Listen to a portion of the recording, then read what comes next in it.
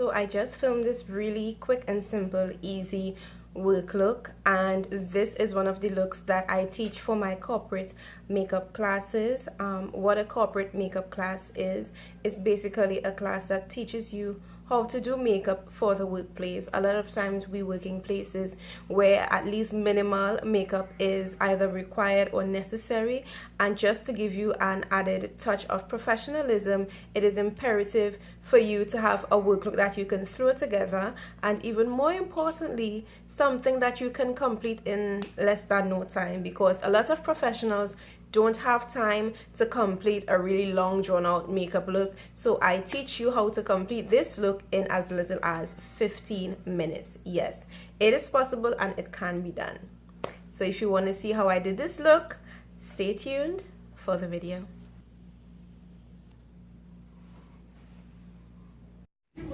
So we're starting with the black Opal Pore Perfecting foundation in the shade Suede Mocha at the center of my face. I'm using two different colors, a light on the inner, dark on the outer. This is because my face is too pigmented, and with me using two different color foundations, light and darker, it cuts down on the work I have to do in applying.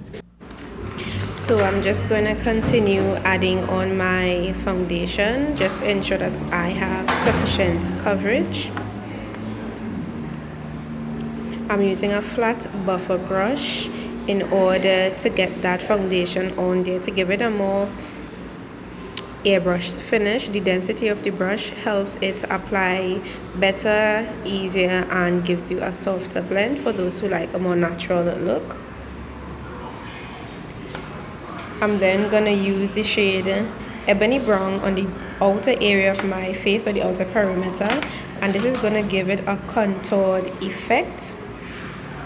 This is also going to assist in cutting down the time that I'm going to be taking to do my makeup. Basically what highlight and contouring is, highlight brings out any features you want to come forward.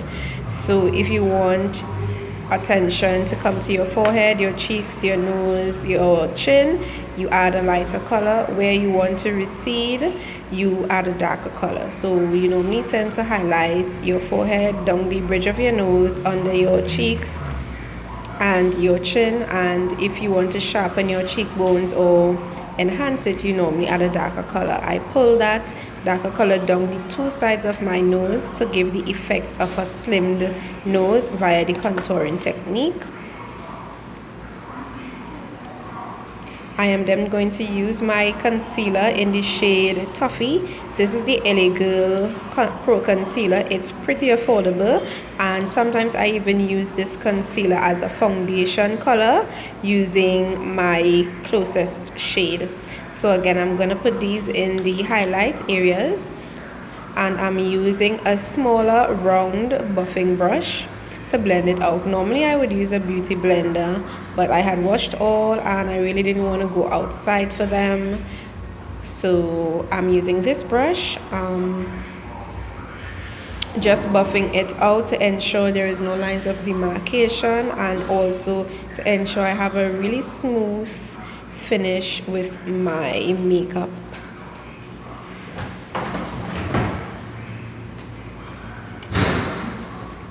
I'm going back with my flat buffer brush, and then I'm going on to my brows. And I'm just continuing buffing that in. I'm adding the Maybelline Loose Shine Free powder in all the areas I would have placed that LA Girl Pro Concealer.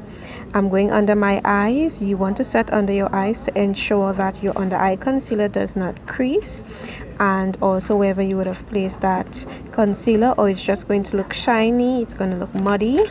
So you want to set even over your eyes, because you're not wearing shadows and you had placed foundation there. So you just want to ensure that wherever there is a highlighter color, you add your setting powder,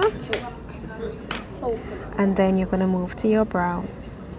Eyebrows and eyes once again to bring it to one color. It's make or break your look. You can have really great eyeshadows, but when your brows are out of whack, it just doesn't look the same.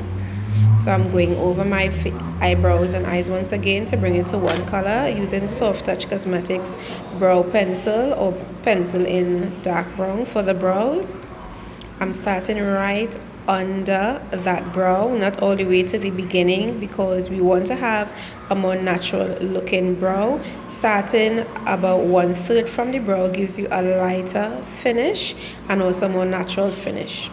So I go below the brow, then above, and I follow the shape of my brow and bring it down the tail length. Now, because I have very sparse brows, I have to do a bit more work on my brows, especially on the ends of my brows.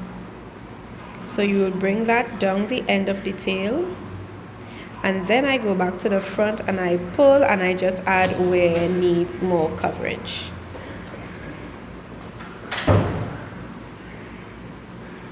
And then I'll just fill it in as I see fit. Go back with my spoolie brush and feather out the front of that brow for a more natural beginning.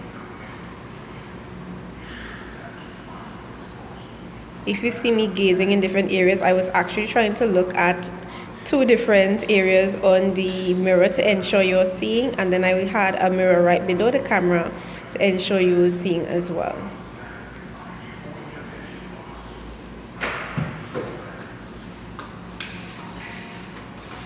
So I'm just going to basically do the same thing on the other brow, filling from below, going across under the brow bone, and then carrying it downward.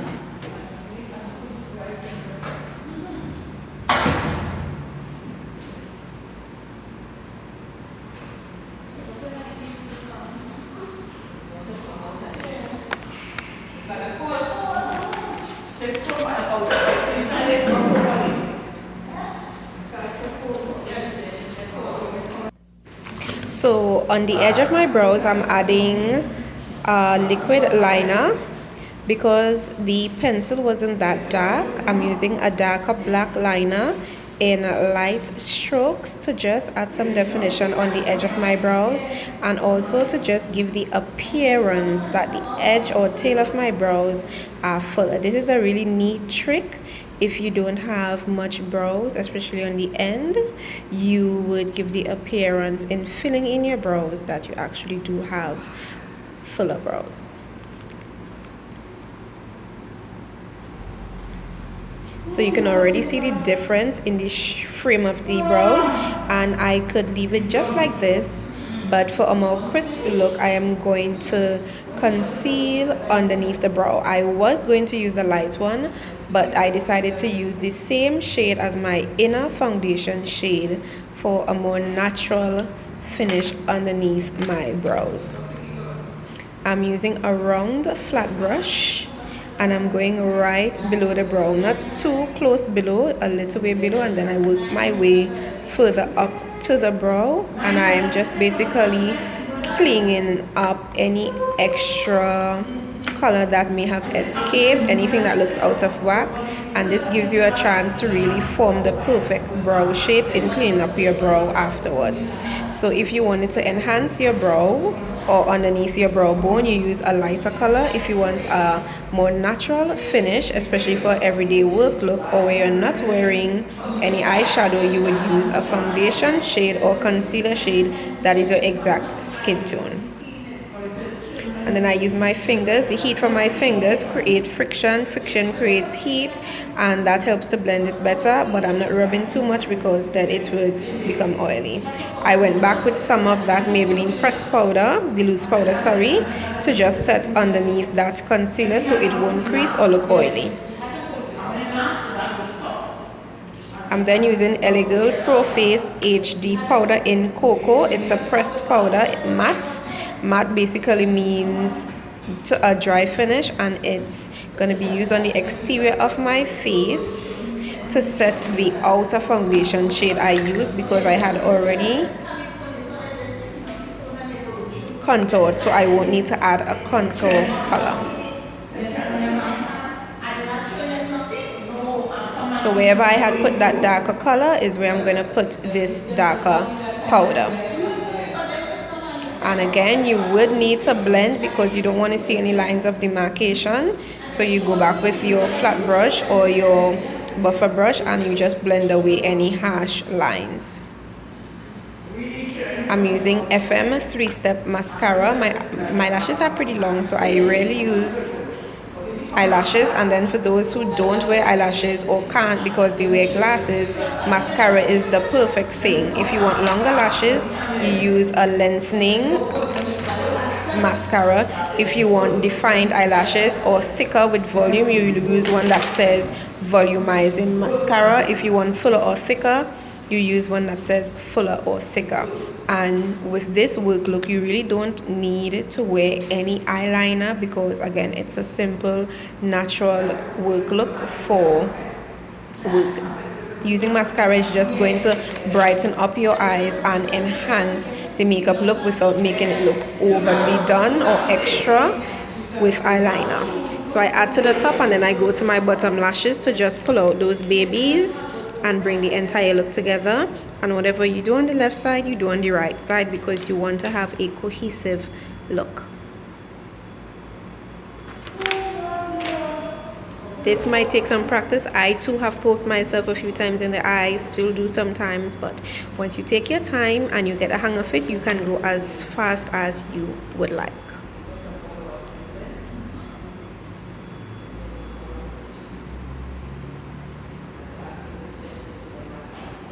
Yes, I'm making sure those babies get pulled all the way out.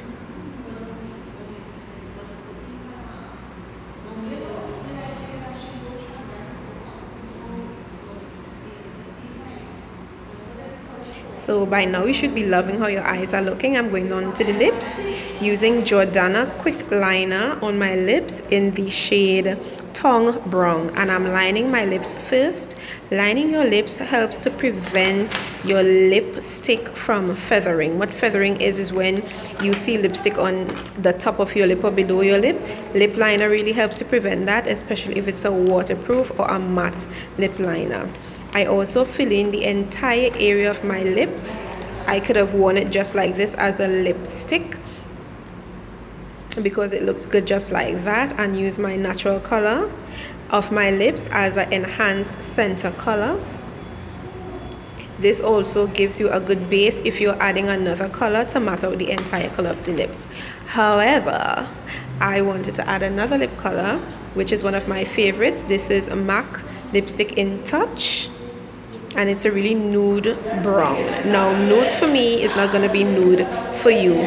Your nude is basically the natural color of your lip. So if your lip is a light pink, that's your nude, light pink. My nude is Touch in M.A.C, and that's a great color for most brown skin tones.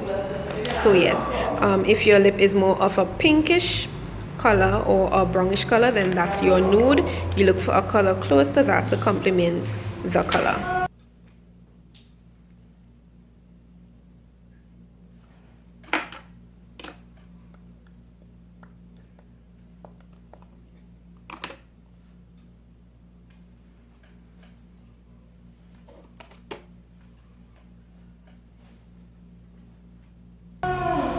I was looking for my blush palette. Missy was playing in it and I could not find it.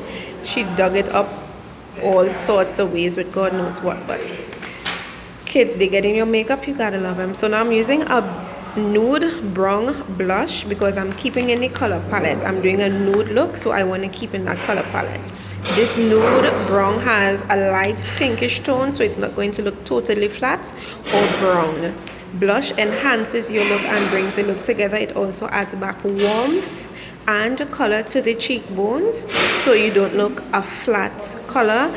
It gives you a total transition into your entire look, from the foundation to the brows to the lips to everything. So it brings together your look completely.